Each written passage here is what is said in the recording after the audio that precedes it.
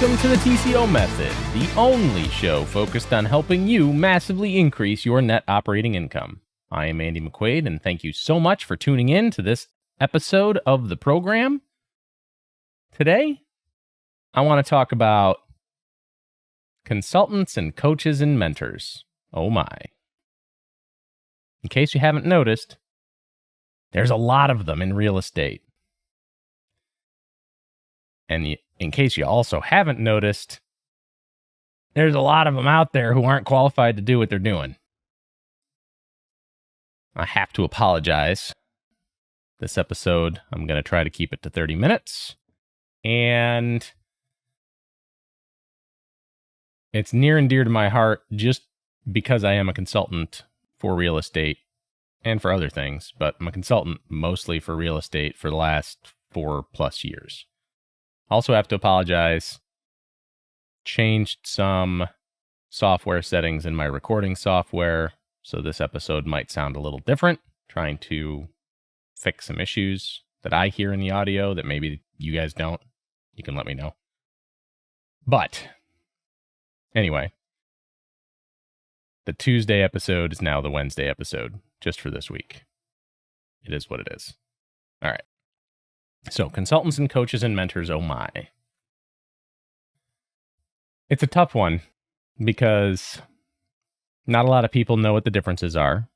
Not a lot of people have experience with all three as separate things.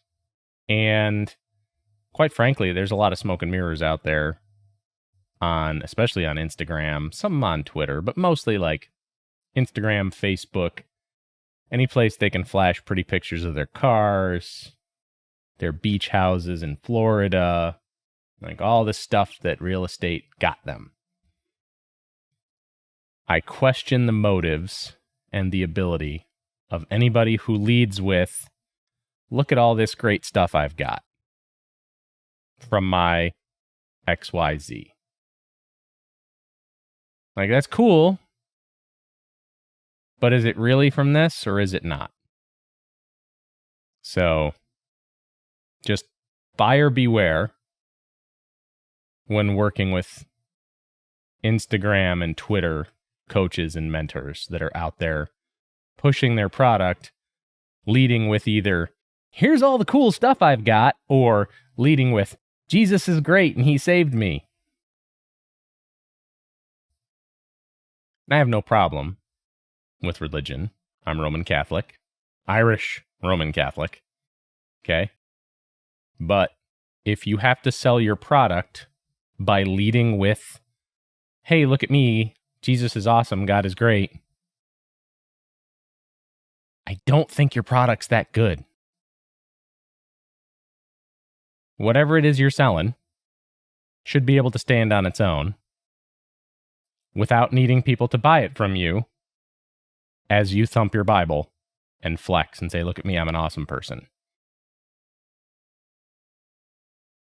Pretty sure that there's something in the Bible about humility and, I don't know, knocking over some merchants' tables in a temple where it doesn't belong.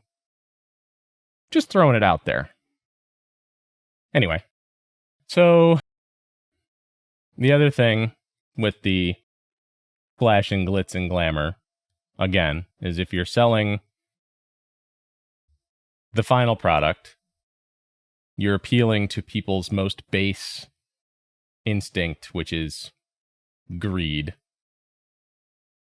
and maybe envy, maybe keeping up with the Joneses, maybe you're literally having people compare themselves to you.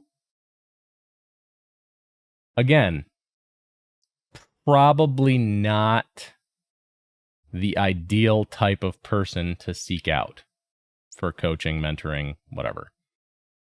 And then there's the third type, which is the super pushy, high-pressure used car salesman approach, which is a complete turnoff for me. I don't know if it's a complete turnoff for everybody else out there. There's a lot of people, right? P.T. Barnum, there's a sucker born every day.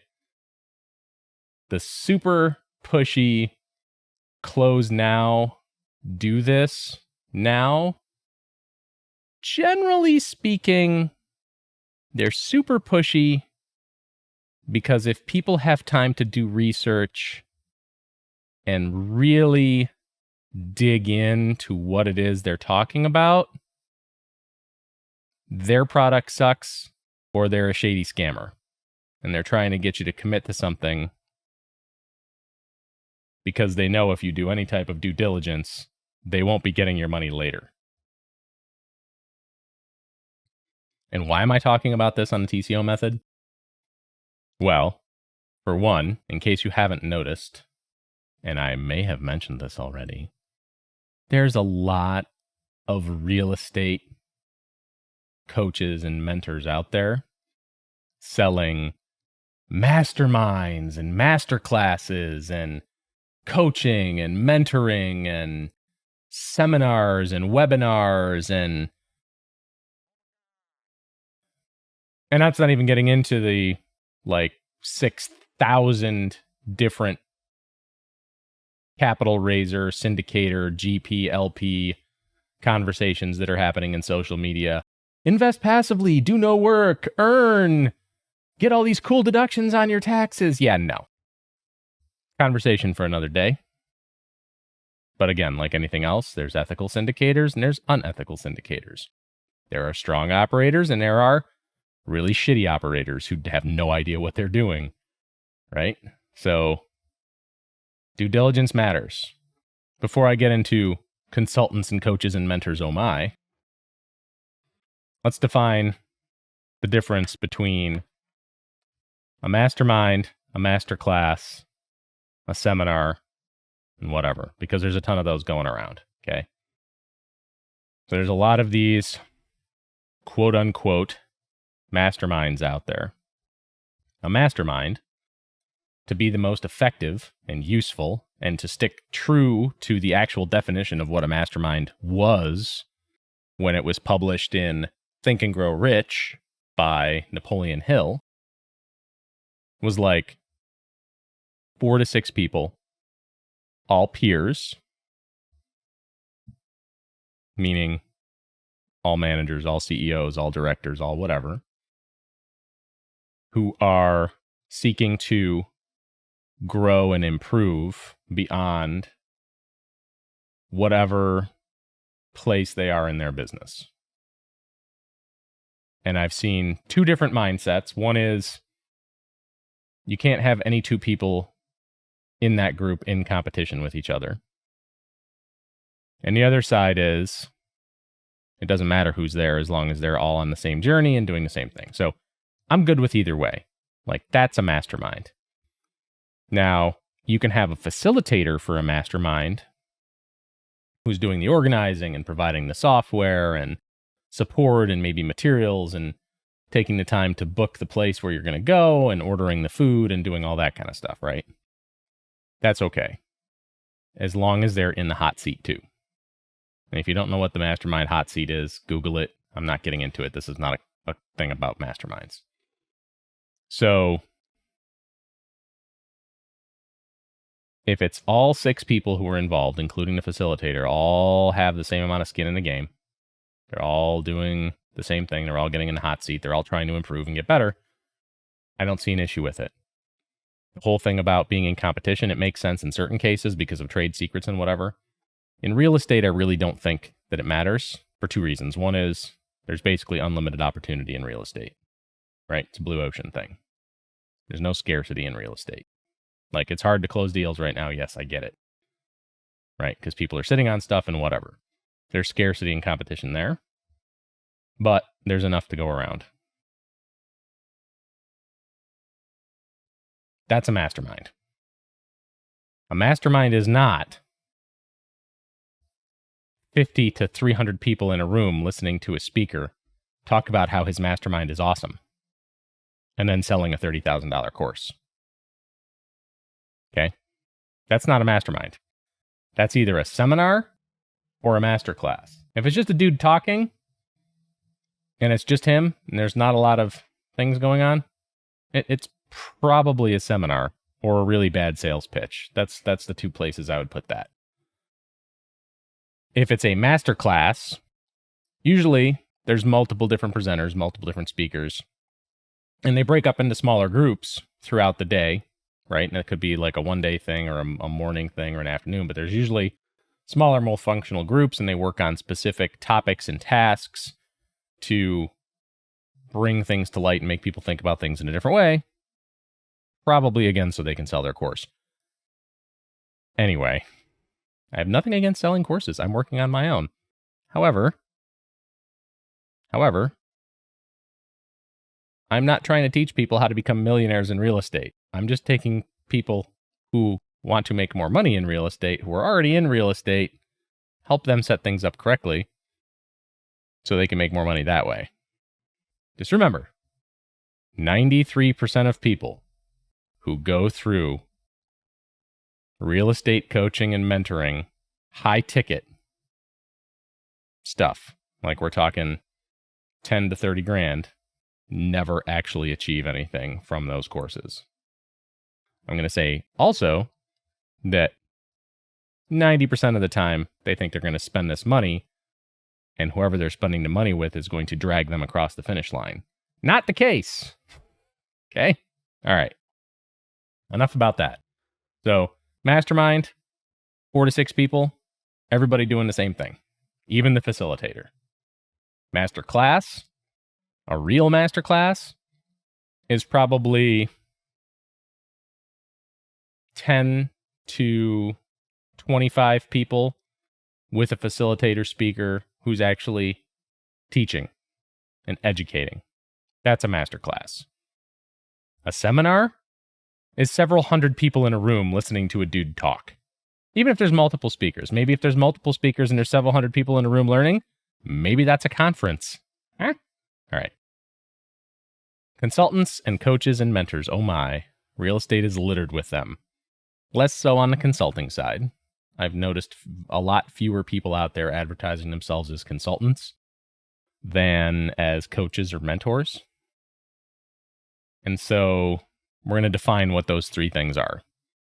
A consultant, in or out of real estate, is someone who has a certain set of knowledge and skills that they bring to the table to fill in gaps or help an organization or an individual achieve a goal or fix a problem or gain insight into their operation or whatever it may be. There's a bunch of things consultants do, but there's some very clear-cut roles that they take.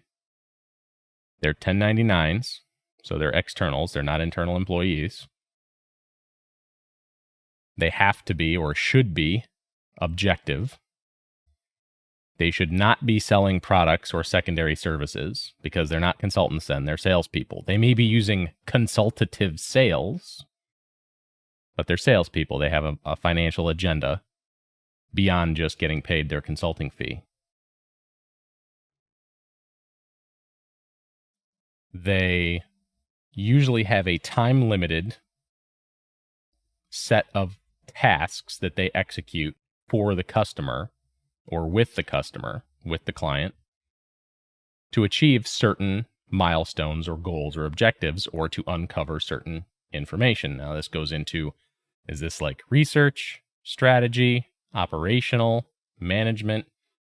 There's a bunch of different consulting buckets. And you can really break them down into multiple different verticals, but it's not important. Consultants are externals that come in to help with a task, and they finish that task, and they disengage and they leave. That's what a consultant is, okay? A coach is similar to a consultant, but they're a little bit more, I'll call it interactive, probably. And it tends to be small groups or individuals that are looking to improve on certain aspects of their performance, whether it's personal, developmental performance for work, so professional, or something else. But they come in to work with people, right, to coach people, to help them achieve a goal, help them correct a problem, help them develop professionally and overcome. There's a bunch of different coaching strategies out there for different roles and different functions. In real estate, coaches are out there pushing their services to, it's usually to bring people in who are new to real estate and educate them and give them information and knowledge so they can do whatever it is they want to do first. So there's coaches out there teaching wholesaling. There's coaches out there teaching house flipping. There's coaches out there teaching syndication. There's coaches out there teaching property management. There's coaches out there teaching whatever. If you know you have a desire to do something in real estate, finding a coach can be really, really good for you. You need to vet them. Again, beware of the people who are advertising their coaching services and leading with Jesus or leading with all the cool stuff that they've purchased. The bling, the keeping up with the Joneses, the Instagram pictures on the beach. The people who lead with that are the people you need to dig into the most to verify their reputation and that they actually know what they're doing, that they actually have a track record. The other side of that for coaches is now suddenly there's all these coaching networks and coaching certifications out there. I'm seeing 25-year-old people. Nothing against 25-year-olds. You can be very accomplished at 25. I had already run a store and was running a $4 million or an $8 million sales team at 25. Okay, so it is what it is. But coaches out there who've never actually worked a job outside of Starbucks, who are creating these businesses online, creating their own coaching and mentoring certification programs, certifying themselves in it, and then selling it. Yeah, no, that's not actually a certification. That's what we call a scam. Okay, people?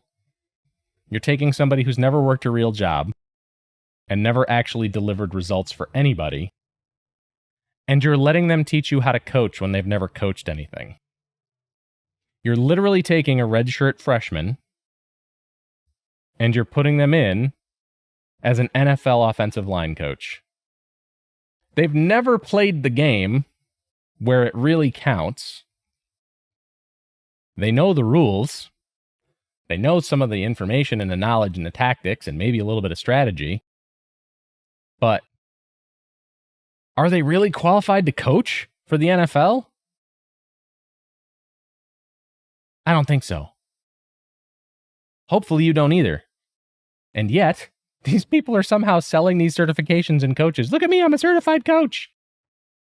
It's freaking meaningless. No one cares that you're a certified coach because the certification was made up by some MBA college grad who's never had a real job. Never led a team, never done anything important, never driven success for people. Like, rah, great. You can talk a good game, but can you actually deliver? Like, hopefully your coach that you hire actually knows what they're doing because they've done it. Or they're currently doing it. Don't hire a coach who doesn't do it full time. If you're going to find a coach or a mentor, find a coach or mentor whose full-time job is whatever they're trying to teach you. Okay? That's when you'll get your money's worth. If they have to live on the proceeds and support themselves and their families on the proceeds of their ability to deliver results in that job, and that job is what they're coaching you in, go for it. All the certifications on coaching in the world mean jack squat compared to real world experience, bringing it to the table and educating people so they don't have to go through the school of hard knocks that the other guys did. Everybody has a horror story about their first investment.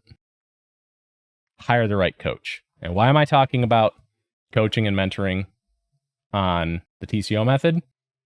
Number one, because there's a billion really crappy real estate ex-operators or current operators who decided real estate is hard and they can probably have a better time with it and do more and make more money by bringing in suckers to coach, mentor, masterclass, mastermind, whatever. They decided that that's the way they're going to make their money because the other stuff is too hard. But that also means that they're probably not the best at what they do. So is that really the person you want to spend money with to enhance your performance? Or worse yet, they're working a W-2 as a IT consultant or a help center associate or Target, Walmart. They have like 2 rental properties and they're selling coaching and mentoring services to supplement their income while they still work a W-2. I'm sorry. If your real estate investing cannot pay for your lifestyle, you are not qualified to be a coach. The end. That's it. I don't care about what the excuses are about, oh, I want my benefits, oh, I want my 401k, oh, I want my retirement, blah, blah, blah, blah, blah, blah, blah. You need to be able to pay the bills and have a track record of success full time before you start coaching and mentoring and training people on how they can run a business full time to create freedom and make money for themselves and their families. If you've never done it, you are not qualified to teach it. The end. Wow, I'm getting rough today. Sorry, everybody. Okay, so pick your coaches wisely. Coaches are super important. Everybody should have a coach or a mentor at whatever part they are in their careers. And no, books, podcasts, they're not mentors or coaches, okay? They're books and podcasts. They're meant to motivate you, inform you, inspire you, add some value, but they're not holding you accountable. So they're not coaches. Be very clear that coaches are supposed to be holding you accountable for stuff. But again, if these coaches can't keep people on their teams, can't keep people employed, constantly making posts about all these people they're hiring into their organization and those people last for 3 weeks and leave, there's probably a reason for it. There's also a reason why they do the high pressure, high touch, oh my God, the world is on fire, you must do this now or you're going to be a failure for the rest of your life. High pressure sales means there's something about what they're doing that should raise questions in your mind. So you need a coach to move on and develop and overcome wherever you're at, whether it's accountability related, whether it's skills related, whether it's professional development, whether it's personal, whatever. Get a coach. Therapy is not a coach. Okay? If you're in therapy for whatever, I don't care what it is, what kind of therapy, none of my business. Therapy is not a coach. Get a coach.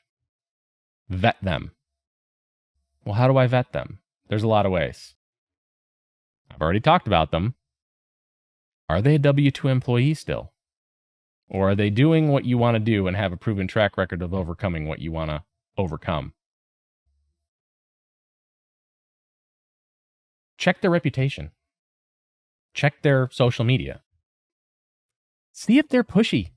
If you're getting hit with a used car salesman pitch, you should walk away from the table. If there's a sudden, we got to start this today, $2,500, you're going to suck if you don't do this. Yeah, no, that's not actually how that works. Sorry, pal. I'm good.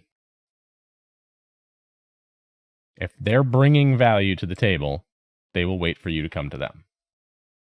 Good coaches should have a list of people that they've coached. And it shouldn't just be fanboys that they're paying referral fees or something to. They should be legitimate people that they've coached in the past who've been able to achieve stuff. And it shouldn't be people they've just signed on with. It should be people who've been able to apply whatever they were being coached on to become more successful in whatever it is they were working on. And finally, coaches have a job, you're paying them. Consultants have a job, you're paying them. They're team members. Mentors may not want to be paid. Maybe you just buy them lunch. Maybe you buy them breakfast. Some mentors want to be paid, but then it's more like coaching, in my opinion. Like a mentor is someone more experienced than you who is verifiably where you want to be in the future.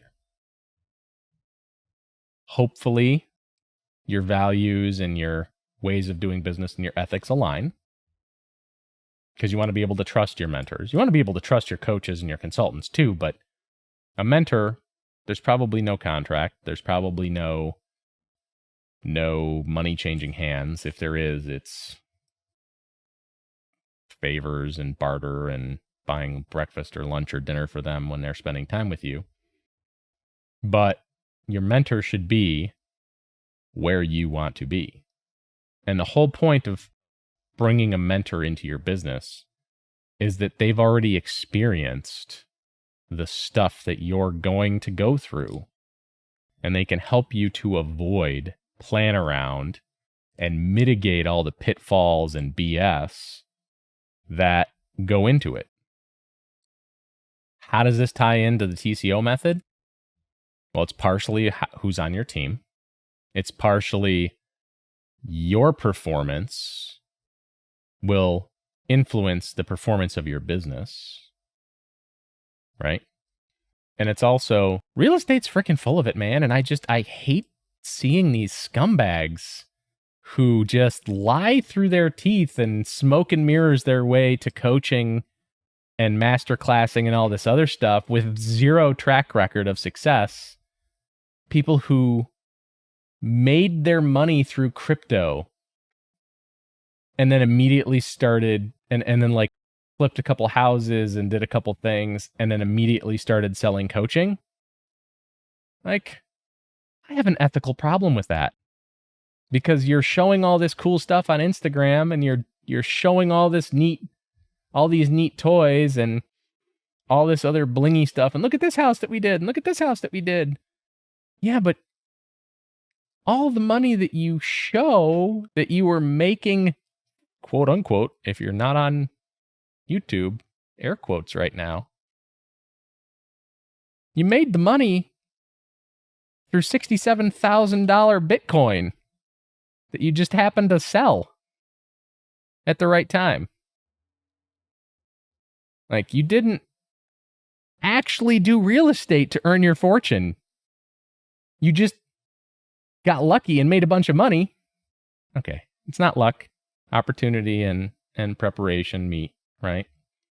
Anyway, it's not really luck. If you're a crypto bro, I apologize. I'm not trying to hurt your feelings. But there is legitimately somebody right now who I know just got national attention on a Bigger Pockets podcast that made all their money through crypto, tried to show that it was through real estate, and it's not.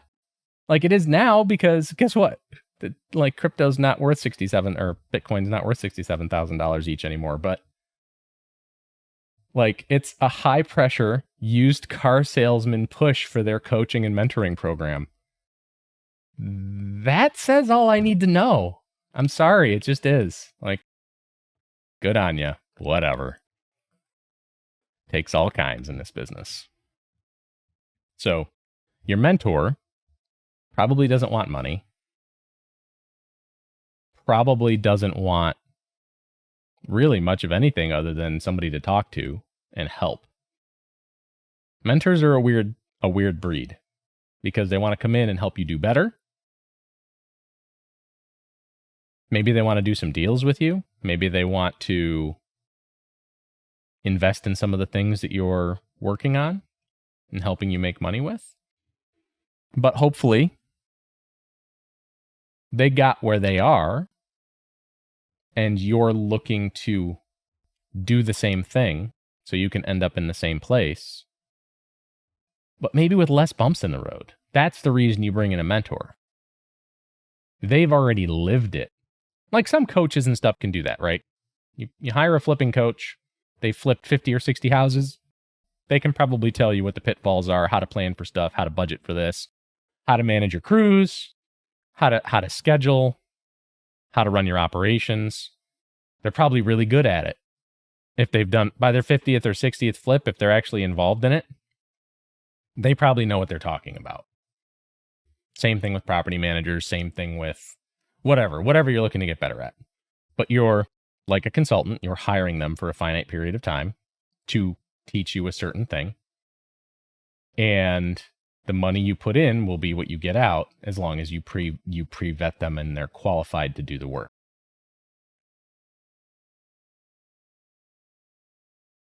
Everything else is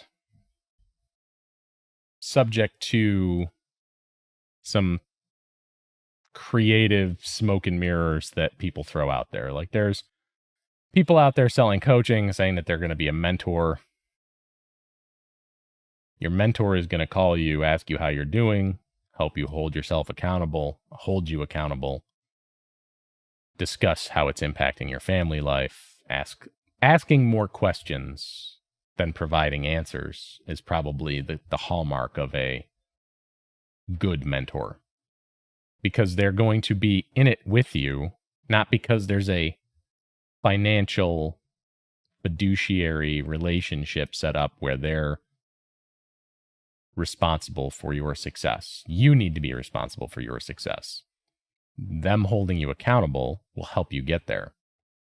But typically, they're there and communicating with you regularly and mentoring you so that you don't have to go through the same crap they went through to get where they are. You should have a mentor. Not everybody does. Everybody should have a coach or a mentor or both. It never hurts to get better at something. But again, back to how much is your time worth? Focus on your strengths. Use those strengths to scale. Build a team around your weaknesses so that you don't have to know and do everything yourself. That's how you're going to become successful in real estate. Doesn't matter whether you're doing commercial multifamily as a director, as a vice president, EVP, C-level. Your team needs to cover the gaps in your skill set so that you can do business successfully. If you're an owner, operator, good on ya, but look in the mirror. How are you going to scale doing everything yourself? Because you're not going to do it all right, and you're definitely not going to be the most skilled at everything you need to do. Figure it out. Your mentor, your coach, a consultant can help you get to the next level, help you prepare to scale, help you do all this stuff, but only if they're actually qualified to do that. They need to know what they're doing and be vetted and have a reputation. Real estate is a very small world. If you're a shyster, you're going to burn bridges really fast, even if you get on bigger pockets. Just saying. Anyway, that's all I got time for today. Thank you so much for listening. I apologize for this being late. I want you to have a great rest of the week. Go do real estate. One networking event a week is the rule. Make it happen. please, if you're on YouTube, hit that bell, subscribe. If you're on Apple Podcasts, Spotify, iHeartRadio, Google Podcasts, whatever, subscribe, leave me a review, leave a comment. If you're on Spotify, you can leave a comment on the episode. That'd be cool. I want you all to have a great rest of your day. Thank you for listening.